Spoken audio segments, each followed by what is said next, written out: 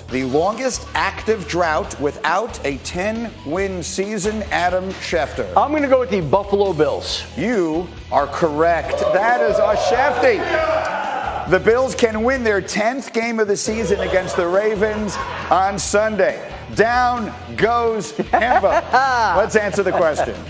I don't know the question you were trying to ask. Be better tomorrow. I'm not answering that. That's a clown question, bro. Next. Mike, why are you in such a bad mood? What do you care? What else do you want to know? Next question. Your next question. Next question. Next question. Next question. I'm not going to answer any questions from you. Answer my question! The question, jerk! It is time. I have put together a series of provocative questions, and Dominique Foxworth is going to answer them directly, and it starts with this. We have two aging legends at the quarterback position at opposite conferences this year. Which is more likely to reach the Super Bowl, Brady or Breeze? I think it's going to be tough for both of them, but I'm going to go with Breeze because the difference in these guys is not them in particular. The question that you're asking is really about surrounding cast. They've surrounded Breeze with talent from Kamara to receivers, and they have Michael Thomas. That's the guy I was looking for. There you go. And they have an offensive line that can support them, and their defense is phenomenal. So I think that they have a better chance, despite the fact that the NFC is very tough. But Brady, on the other hand, their defense is really good, but their offense is so bad they can't even run the ball. They're 29th in yards per attempt. Running the ball, they don't have any game breakers on receivers. So I don't feel as confident in them, even though the AFC is weak. They're going to lose at some point in the playoffs to either the Ravens or the Chiefs, in my view. Yes, if the Saints were in the AFC, this would be a very easy question to answer.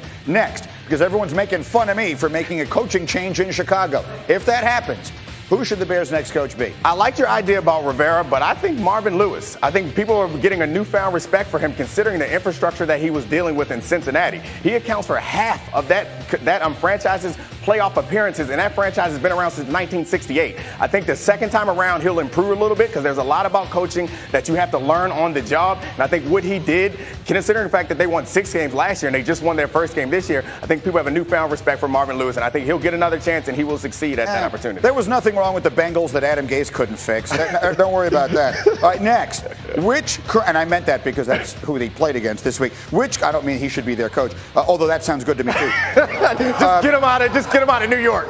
Which current college coach would make the best NFL head coach? Okay, I think that Lincoln Riley is a name that people throw around because I think it's obvious that he's a good offensive guy. But I think that the mistake we make is we don't necessarily look for a guy to run an organization. We think that he's going to come in and out-scheme everybody. We've learned that you can't continuously out-scheme people. So I think you go for a guy who has proven that he can build a culture in tough situations. And that's James Franklin. He went to Vanderbilt and won. That's a tough situation. Then he went in the shadow of Joe Paterno and all the issues they had in Penn State in one of the toughest conferences or divisions in a conference in all of college football. He's had a perpetually top 10 team. What he's done is very impressive. While he's not revolutionizing offense, you can guarantee that he's going to come in and instill a culture that's going to elevate the best schemes and elevate the best players. It's a very interesting choice. His name comes up for other jobs in college as well sometimes. I have no idea if he has NFL aspirations or not. I don't know if he has aspirations for NFL or not, but he does have NFL experience. He's been an assistant in the league, so it won't be completely new to him. Hey, well, it's not one I'd thought of. That's a good one. All right, last one. Who is the MVP of the NFL right now, Lamar Jackson or Russell Wilson?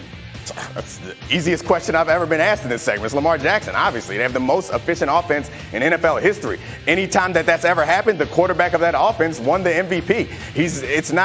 They're the best offense in 80 years of NFL. Like, this is incredible. He leads the league in pocket passing touchdowns. He's running. He's going to break Michael Vick's record for rushing yards. Like, there's no question to be asked here. Well, I don't agree with you, or at least Damian Woody doesn't agree with you. I'm looking over your shoulder as you're answering that question, and my large friend Damian Woody seems to have a disagreement. D. Wood, who do you think is the MVP? Well, listen. I'm not going to knock his choice, but this whole what are we asking here? I mean, like, you just disrespecting my man Russell Wilson. I'm going to keep going to bat for Russell Wilson for what he brings to the table. The Baltimore Ravens have a better team around Lamar Jackson. All we see from Russell Wilson every week is he put these boys on their back and win football games.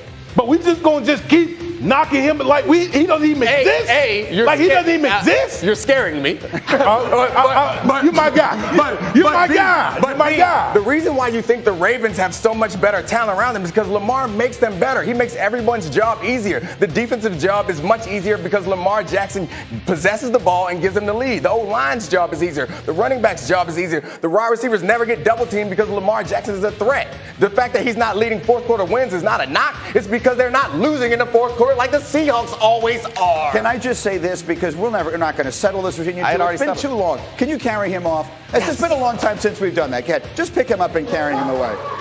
There we go. This means I won. This is what you do when someone wins. You carry them off the field. Very like well done. Champion.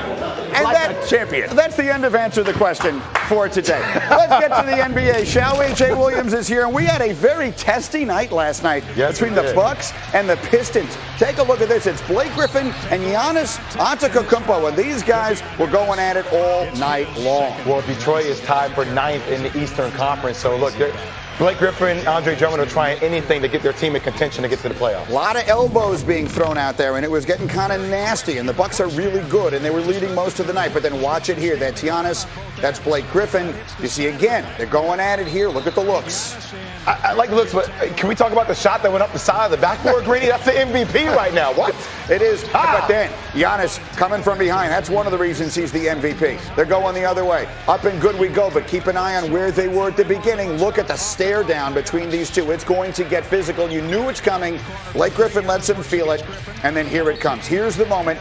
Down goes Antetokounmpo, and you can't do this. The step over. He stepped over. AI step over. Chris Middleton comes in. That's no longer Blake Griffin. His name is Block now. Block. I'm calling him Block for the rest of the year. Yeah, well, I mean, that's the way this thing would go. You got Giannis, again, going strong to the basket. This thing was physical all night long. They would go at it. There were technicals that were eventually given out. In the end, everything would be all right. Nothing terrible would happen. Giannis is giving away shoes. He had 35 points and 9 boards. They win it easily, but not always pretty. At first, I was trying to talk back, try to let them know I'm this is more than basketball.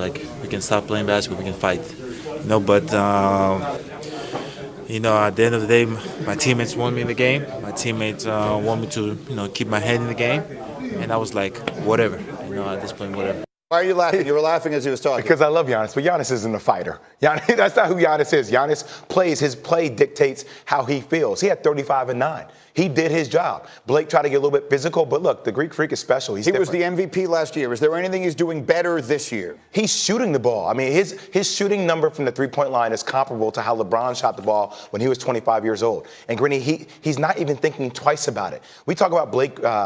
We talk about the kid who plays for the 76ers when you think about how he's trying to shoot the ball, right? Ben Simmons? Ben Simmons. I'm sorry, I couldn't think of his name. Okay. We're having a lot of blocks today. Yeah. And my thing is watching Giannis. Giannis just shoots the ball from the three-point line now. Everything about his game is coming around. He's smooth, and his numbers are better than what they were last year when he won the MVP in every statistical category. Yeah, he's developing into almost an unstoppable force right now. Jalen will be in here a little bit later. The three of us will talk about who should be the MVP. And as we run the floor, we start with one of the guys in that conversation, Luka Doncic. His 17th straight game, at least 20 points, 5 boards, 5 assists. Mavs rally for a win over the Timberwolves. What has impressed you most about Luka? The fact that he's been able to sustain this level of play. And when you think about the MVP races right now, I have Giannis number 1, I have LeBron number 2, I have Luka number 3, and I have James Harden number 4. He has his team 5th place in the Western Conference right now for a Dallas Mavs team that people thought were barely going to make the playoffs. Absolutely. He has been and they have been a spectacular surprise. Next, Celtics, an easy home win over the Heat. What did you learn about these two teams last night? I learned something I already knew about the Celtics is that they're great at home. Their offensive rating at home is 2nd best in the league, averaging around 115 points, and on the road, it's 17th, Greeny. It's that big of a difference. Kemba Walker averages 30 points at home, but this team has all the pieces. They're just going to need support down low in the front court in order to go deep in the playoffs. And then finally, back to what was yesterday's topic of the day, the Rockets will likely file an official protest about the James Harden dunk that wasn't. What should the league do about this? The league shouldn't do anything, and the game's over. The game is over. Obviously, I think with all the cameras, you have to review this. They missed the 30-second window. I think that's a little bit crazy. The teams should still be allowed to put out the challenge flag for a situation like that, even if it passes the 30-second window, if they're arguing with the refs. But you can't go back and change this game. What happens if this happens in the playoffs or NBA Finals? You can't do that. You can't go back and change the outcome of the game, but they can make a rule where you could go back and change the score the next time out. That would have been easy to do. We've got another star-studded doubleheader coming your way on ESPN tomorrow night. You got Jokic and Murray taking on Kemba and the Celtics, and then you got LeBron, AD, and the great Lakers taking on Portland. That means you got Melo and you got CJ McCollum and you got Damian Lillard. All of that and more. Coverage begins